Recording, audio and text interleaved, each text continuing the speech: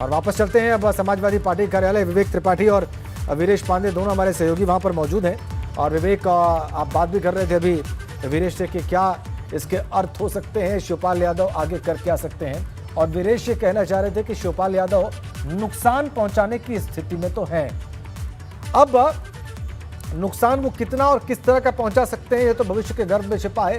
क्या कोई समझौता होता है, ये भी भविष्य के गर्भ में छिपा है। लेकिन इन दोनों बातों के बीच में संभावना क्या है। और आज जो बैठक वहां पर हो रही है उसमें अखिलेश यादव जो तमाम नेता पहुंच रहे हैं उनसे क्या बात कर सकते हैं विवेक, ये भी दर्शकों के मन में एक बहुत बड़ा सवाल है।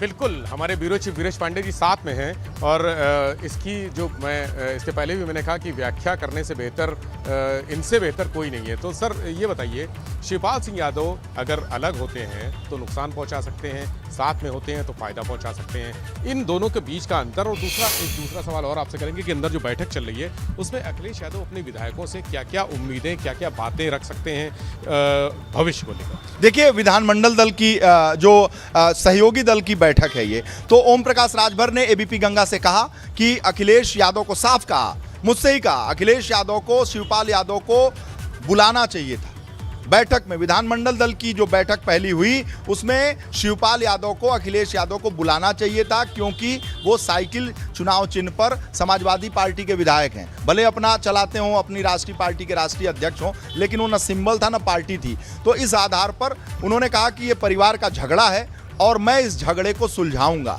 मैं दोनों से बात करूंगा, मैं अखिलेश जी से भी बात करूंगा।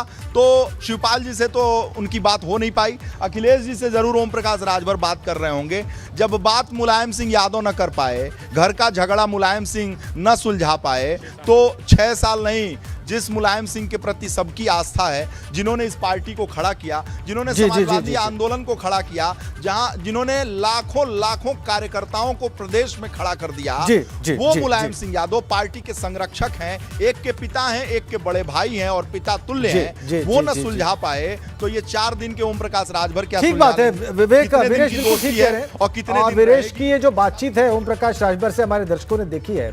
आप दोनों हमारे साथ बने रहे। लेकिन शिवपाल सिंह यादव से जब हमने बात करने का प्रयास किया तो कैसे वो बसते नजर आए, एक बार आपको दिखाते हैं।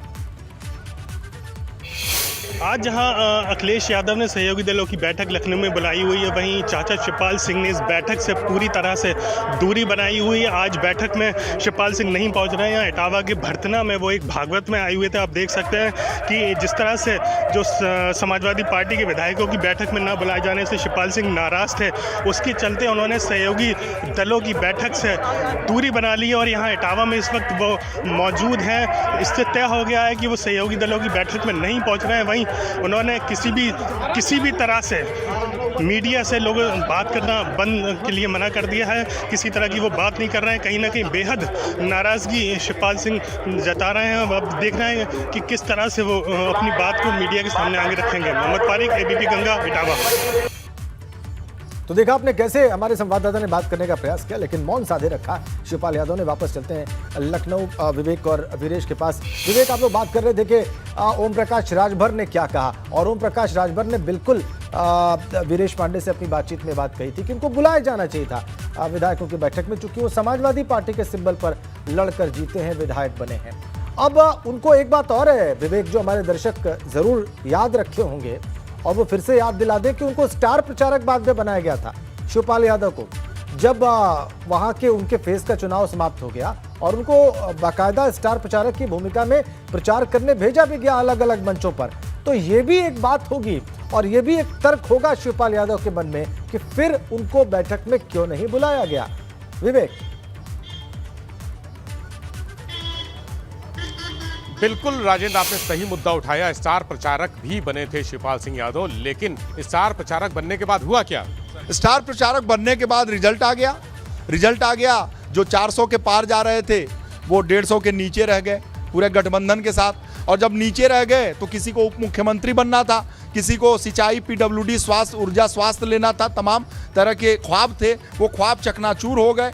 तो अखिलेश यादव तो नेता विपक्ष बन गए और नेता विपक्ष जो होता है उसे कैबिनेट मिनिस्टर का दर्जा प्राप्त होता है। तो कैबिनेट मिनिस्टर तो आज भी अखिलेश यादव हैं। मुख्यमंत्री नहीं हैं तो कैबिनेट मिनिस्टर हैं, और नेता विरोधी दल जो होता है वो कैबिनेट मिनिस्टर बड़ी हैसियत वाला होता है, कई कैबिनेट मिनिस्टर से ज़्यादा की हैसियत होता है। अगर वो चाहे तो सदन चले और नहीं चाहे तो सदन ढंग से ना चल पाए, तो सरकार जो है उसे ओबलाइज करती है, उसे ठीक से रखती है, और उसका बड़ा सम्मान होता है नेता विरोधी दल का। नेता सदन के बाद नेता विरोधी दल का सबसे ज़्यादा सदन में सम्मान होता है, किसी भी कैबिनेट मिनिस्टर से ज़्यादा की हैसियत होती है। तो अखिलेश यादव नेता विपक्ष हैं, नेता विरोधी दल हैं, और ऐसे में उनकी हैसियत योगी आदित्यनाथ जी के बाद से है।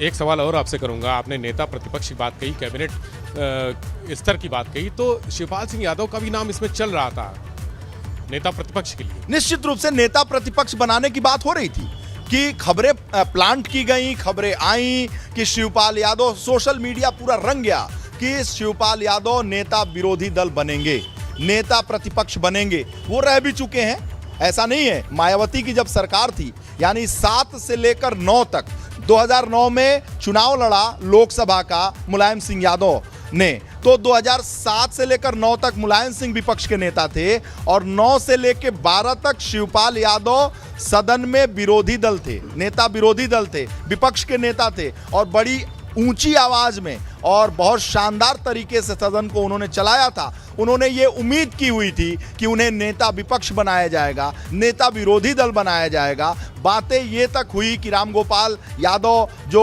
इस पूरे परिवार के और इस समाजवादी पार्टी के तथाकथित चाणक्य की भूमिका में हैं, उनसे सहमति हो गई है, मुलाकात हो गई है, नेता विरोधी दल नेता प्रतिपक्ष शिवपाल यादव बनेंगे। लेकिन जिस दिन विधानमंडल दल की बैठक हुई, उसी दिन ये तय हो गया कि नेता विधानमंडल दल के नेता, समाजवादी पार्टी विधानमंडल दल के नेता अखिलेश यादव होंगे, और नेता प्रतिपक्ष नेता विरोधी दल भी अखिलेश यादव होंगे। शिवपाल यादव का जो ये ख्वाब था, सपना था, वो चकनाचूर हो गया। सत्ता में आते तो कैबिनेट मंत्री होते, क्योंकि बेटे को टिकट नहीं मिला था, अपने को टिकट मिला तो शायद मंत्री होते, कैबिनेट मंत्री होते, पीडब्ल्यूडी सिंचाई जैसे मंत्री थे, न सकते तो ऊर्जा और स्वास्थ्य मिल जाता, नगर विकास मिल जाता, कुछ तो मिल जाता, नहीं तो नेता प्रतिपक्ष होते, तब भी कैबिनेट मंत्री।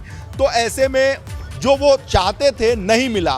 नहीं मिलने का नतीजा ये है कि कहीं हवन हो रहा है, कहीं भागवत हो रहा है, कहीं कोई घर पे फूफा बना हुआ है, कोई मौसा बना हुआ है, कोई मुंह सुजा के बैठा हुआ है, कोई कह रहा है हमें बुलाया नहीं गया, कोई कह रहा है कि हमें सम्मान नहीं दिया गया।